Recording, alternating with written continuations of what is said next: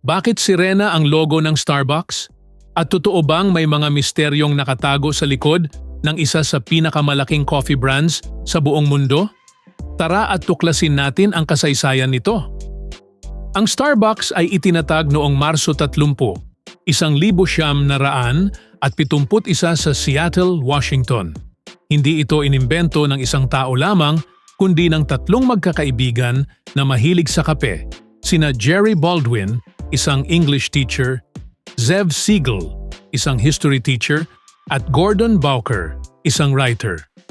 Dati, ang Starbucks ay nagbebenta lamang ng mga dekalidad na roasted coffee beans at kagamitan sa paggawa ng kape.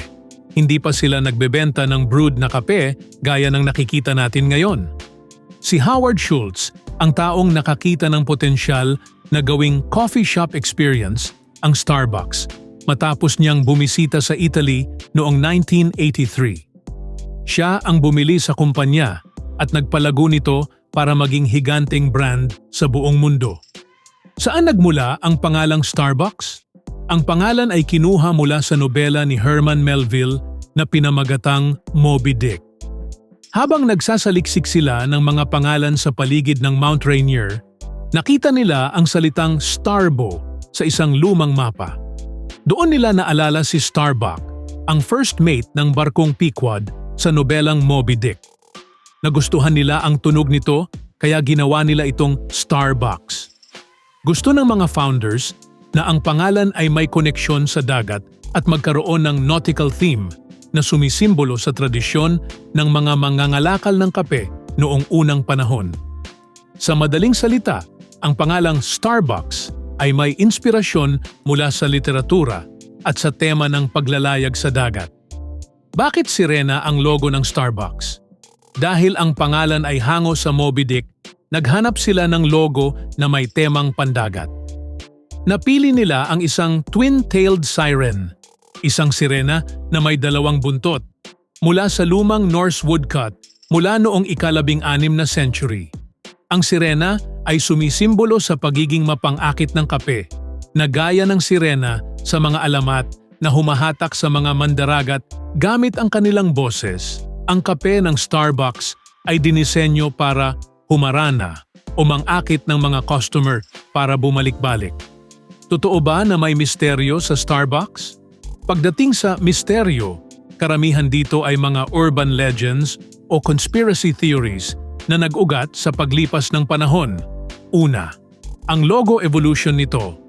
Maraming tao ang nagtataka kung bakit pina-zoom in ng Starbucks ang logo nila sa paglipas ng mga taon.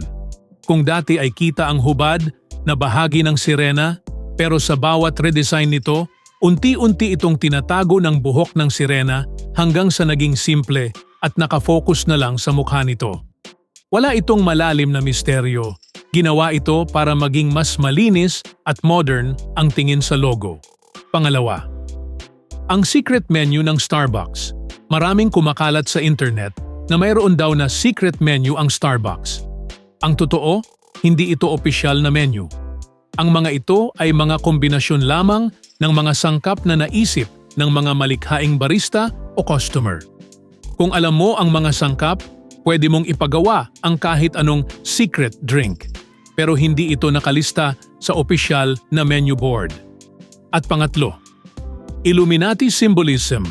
May mga teorya na ang logo ay may koneksyon sa masasamang sekta, kulto, ngunit ito ay napabulaanan na ng kumpanya. Ang disenyo ay purong pagkilala lamang sa kasaysayan ng maritime mythology. Sa konklusyon, ang Starbucks ay hindi lamang isang simpleng coffee shop, kundi isang brand na may mayamang kasaysayan. Ang pangalan nito ay hango sa karakter na si Starbuck mula sa nobelang Moby Dick, habang ang sikat na sirena sa logo nito ay sumisimbolo sa koneksyon ng kumpanya sa dagat at paglalayag. Bagamat maraming misteryo at haka-haka ang umiikot tungkol sa Starbucks, wala pang matibay na ebidensyang nagpapatunay sa mga ito.